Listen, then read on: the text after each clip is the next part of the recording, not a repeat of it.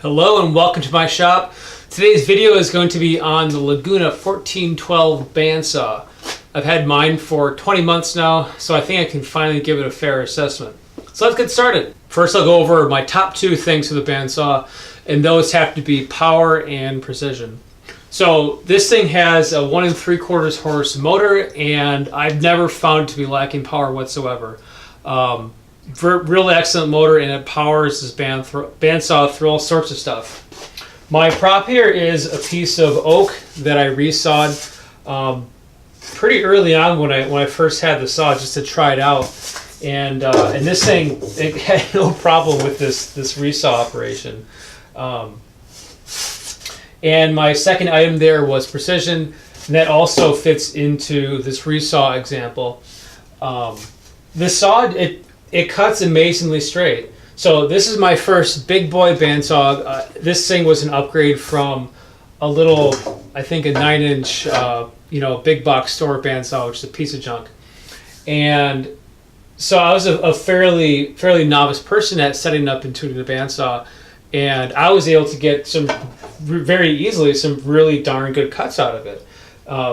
And furthermore, both the table and the fence, in the 20 months I've had the saw, have stayed perfectly square. I've never had to mess with them once, which is really nice. I appreciate that.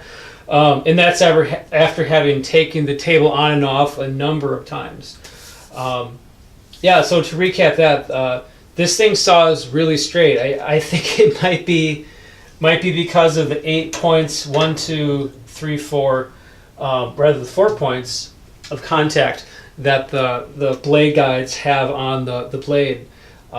Does a fantastic resawing job. I've always been really impressed with this thing. So down in the middle category for me are dust collection and the mobility kit. Dust collection is just okay in this saw. So it always will leave a little pile of sawdust and such on the top of the table. It's not perfect there. It's not as if you can feel the vacuum sucking down through the insert here. But on the other hand, it doesn't like spray dust into the air or anything like that. So that's why the dust collection gets an okay for me. And the second thing in the okay category would be the mobility kit. I did spring for the $150 kit. Granted, it was on sale. And while it is quite a bit better than using a normal mobility kit, the normal kind that forms a box around the saw, and it works really well because it lifts it high, you can move it around. It was $150. So if the kit had been maybe $100, it would have been in the plus category for me. Now we enter into the negatives category. For me, the number one thing has to be the durability of these ceramic guides. While they do a great job of holding the blade straight, they really don't hold up. So this is my second set of guides. I have had this set on the saw for about 3 months, and in the last 3 months I really haven't used this saw a ton. I haven't done a ton of bowl processing, which I found to really take a beating on these guides. So just in that short amount of time, you can see how this white ceramic coating has already rubbed off, exposing the shiny metal substrate underneath. So the ceramic guides, here, where's my finger? Ceramic guides, finger quote, it's a paper thin layer on top of metal. So don't get too worked up over these things, thinking that, oh my goodness, it's a solid block of ceramic. It's just a thin coating. And here's, I've taken the side guide off, and you can pretty easily see the metal underneath there. Now with that said, the guides work, they continue to work fine even when it's just the metal touching the blade. But I'm just assuming that's not as ideal of a situation. You know, you would want the actual ceramic there touching it. So that's my number one downside about the saw are these blades. And I did buy, or these guides, sorry. And I did buy a new set of these, and I replaced them, and guess what? That was $100. Woohoo! My number two thing on this saw is the general usability of this lower section. It kind of sucks. So when you want to open the door, first you have to fiddle with these two things, these two lockers, and slide this down. And you undo this, you slide this open, and every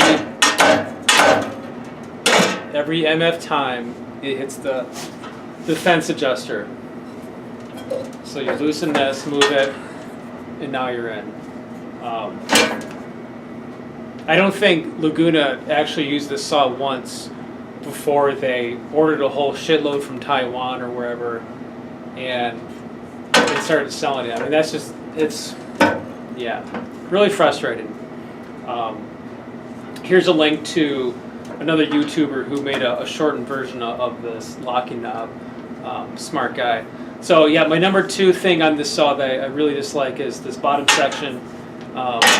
Real simple stuff that they should have fixed before they started selling it. One more thing that I'd like to add to this review is the saw's upper limit for blade tension.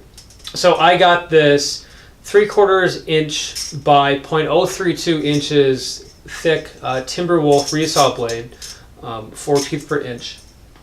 And no matter how much I tightened the tensioner on here, I just could not get rid of the flutter on the blade. And this one, it's a lot heavier and it's a little bit thicker than the other 3/4 inch blades that I've used in this saw. So I'm not sure, this thing just doesn't work that well because it flutters a little bit, and this saw, for some reason, seems to just cut more slowly with this thing. I don't know why. It feels sharp, but it's strange.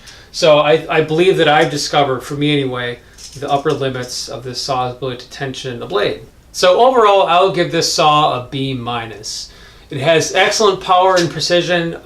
I've done quite a bit of wet wood processing on this thing, and it's never let me down in that aspect, but I've just never been happy with the blade guides. They're a little bit fiddly to adjust. It doesn't make blade changes hard, it's just a little more annoying. But I suspect that's true with almost any bandsaw. But the fact that I had to pay $100 to get replacement ceramic inserts will forever irk me.